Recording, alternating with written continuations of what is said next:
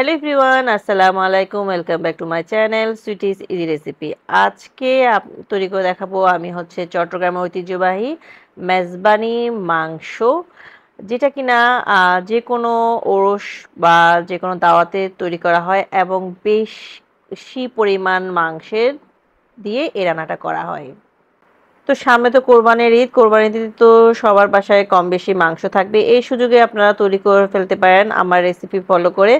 আর একটা স্পেশাল মশলা আছে, ওই মশলাটার লিঙ্কটা আমি আপনার ডেসক্রিপশন বক্সে দিয়ে দিব। মেজবানি মশলা, অথেন্টিক ফ্লেভার পেতে হলে ওই মশলাটা আপনাকে ব্যবহার করতেই হবে। মেজবানি মাংস কিন্তু এখন চট্টগ্রামের গণ্ডি পেরিয়ে বিভিন্ন জায়গায় পৌঁছে গিয়েছে এটার সুনাম। এটা আমাদের চট্টগ্রামের মানুষেরা বিভিন্ন রকমের দাওয়াত আর মৃত্যুবার্ষিকী, বিয়েতে, বিভিন্ন রকম অনুষ্ঠানে এটা রান্না করা হয়। অনেক অনেক মাংস একসাথে রান্না করা হয়, 20 মণ 10 মণ এরকম একসাথে এক হাঁড়িতে মাংস দিয়ে রান্না করা হয়। এই রান্নাতে হাড়, চর্বি, সব ধরনের মাংস নিয়ে রান্নাটা করা হয়। মশলা যেমন খাবারের মানটা বাড়িয়ে দেয়, অতিরিক্ত মশলা দিলে কিন্তু খাবারটা বাদ হয়ে যায়, তখন আর খেতে ভালো লাগে না। আমি 13 কেজি মাংস নিয়েছি, পরিমাণটা আপনাকে দেখিয়ে দিচ্ছি। মাংসটা নিলেই ভালো হয়। তো আমি এখানে এই চামচটা দিয়ে দিচ্ছি, আপনি কিন্তু আপনাদেরকে বলে দিব। তো 13 কেজি মাংসে কতটুকু পরিমাণ মশলা লাগবে। আমি 1 কাপ আদা বাটা দিয়ে দিব। আমি চামচ দিয়ে দিচ্ছি, কিন্তু আমি একদম মেজারমেন্ট করে আপনাদেরকে বলে দিচ্ছি। 13 কেজি মাংসের জন্য 1 কাপ দিচ্ছি। তো 1 কাপ আদা এবং 1 কাপ রসুন দিচ্ছি। তো কম বেশি হতে পারে, আপনাদের কোনো সমস্যা নেই এতে। তো এবার আমি জিরা বাটা দিয়ে দিচ্ছি 1/4 কাপ। তো আপনারা চাইলে জিরা গুঁড়াও দিতে পারেন 1/4 কাপ। তো আমি এখানে জিরা বাটা ব্যবহার করছি। এরপর দিয়ে দিচ্ছি এখানে আমি নারকেল বাটা 1/4 কাপ আমি নারকেল বাটা দিয়েছি। বাদাম বাটা দিয়ে দিচ্ছি, চীনাবাদাম বাটা দিচ্ছি আমি 1/4 কাপ। তো পোস্ত বাটা দিচ্ছি 1/4 কাপ। এরপরে দিয়ে দিচ্ছি কাঁচামরিচ বাটা, আমি 1 টেবিল চামচ ভর্তি করে দিয়েছি। তারপরে 10 কেজি মাংসের জন্য আমি 1 কেজি পেঁয়াজ ব্যবহার করছি। হলুদ গুঁড়ো নিয়েছি আমি এবার হাফ কাপ হলুদ গুঁড়ো নিয়েছি। তো এবার দিয়ে দিচ্ছি মরিচ গুঁড়ো আমি 1 কাপ একদম উঁচু করে ভর্তি করে দিয়েছি। আর এই চামচে মাপলে আপনার 10 টেবিল চামচের মতো হবে। আর আমার মরিচটা খুব একটা ঝাল না, তাই আমি মরিচটা একটু বেশি দিচ্ছি। আপনাদের মরিচ যদি ঝাল হয় সেক্ষেত্রে আপনারা মরিচটা 1 কাপ দিবেন, আর 100 গ্রাম পরিমাণ আসলে। তো শুরুতে আমি কাঁচামরিচ বাটা দিয়েছি, আর পরের দিকে দেখা যায় আস্ত কাঁচামরিচও দিব, তাই পুরোই দিয়েছি। তো আপনাদের মরিচ যদি ঝাল হয় তাহলে কম দিয়ে দিবেন, এটা আসলে ঝালের উপর ডিপেন্ড করে। এবার দিয়ে দিচ্ছি ধনে গুঁড়ো দিয়েছি 1/4 কাপ। এলাচ দিয়ে দিচ্ছি 20 থেকে 25টা। লবঙ্গ দিয়ে দিচ্ছি 1 টেবিল চামচ ভর্তি করে। দারচিনি দিয়ে দিচ্ছি 4 থেকে 5 টুকরো। তেজপাতা 4 থেকে 5 টুকরো। আর লবণটা স্বাদ মতো। টক দই দিয়ে দিচ্ছি হাফ কাপ। এবার মশলাগুলোকে একটু মিশিয়ে দিচ্ছি। মেজবানি মাংসের রান্নার আসলে বৈশিষ্ট্য এটা প্রচুর একটা মশলা জাতীয় খাবার।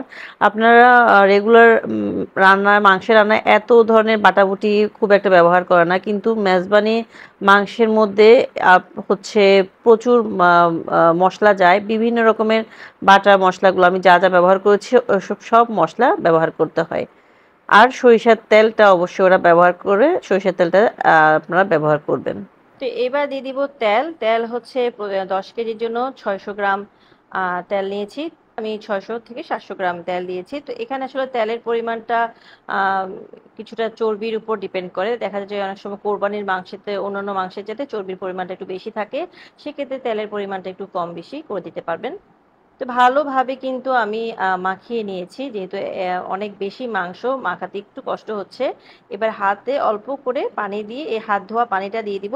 এখানে আর কোনো প্রকার পানি ব্যবহার করব না, কারণ বেশি মাংসেতে পানি এমনিতে একটু বেশি বেরিয়ে বেরিয়ে আসবে। তো এবার চুলাটা ধরিয়ে আমি হাঁড়িটা বসিয়ে দিয়েছি চুলাতে।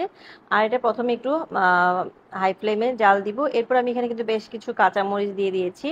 তো কাঁচামরিচগুলো আমার ফ্রোজেন ছিল, তাই এই অবস্থা। তবে ভালোভাবে এটাকে আসলে একটু যেহেতু মাংসটা বেশি, প্রথম দিকে নাড়তে একটু খুব কষ্টই হবে। পরবর্তীতে যখন পানি বেরিয়ে আসবে তখন মাংস রান্না করতে তো খুব একটা কষ্ট হবে না।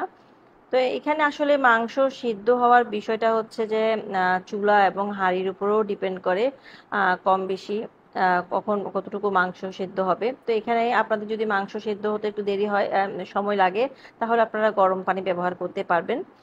তো এভাবে ভালোভাবে মাখিয়ে নিব। তো আমি আসলে ভিডিওটা একটু ফাস্ট করেই দিয়েছি।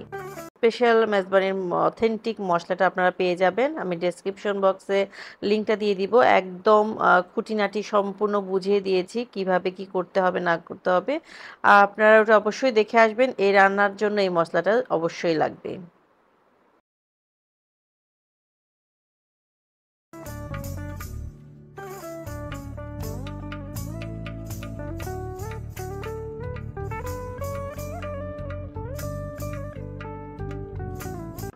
তো মাংস রান্নার আর এই চুলাটা এখন আমি একটু কমিয়ে দিয়েছি, মাঝারিতে দিয়েছি, মাঝারি আঁচে দিয়েছি। প্রথমে তো ভালো করে বলক তুলে নিয়েছিলাম। আস্তে আস্তে হাতে মাখা মাংসটা আসলে যত বেশিক্ষণ কষানো হয় ততক্ষণই তত মশলা মজা হয়। আর এখানে আমি একটা স্পেশাল গরম মশলা ব্যবহার করেছি, একটা মেজবানি গরম মশলা ব্যবহার করেছি। এই রেসিপিটা আমি অলরেডি আমার চ্যানেলে আপলোড করে দিয়েছি, আপনারা দেখে নেবেন। অথেন্টিক মেজবানির মাংসের ফ্লেভার আসবে এই মশলাটা। 3 টেবিল চামচ ব্যবহার করেছি।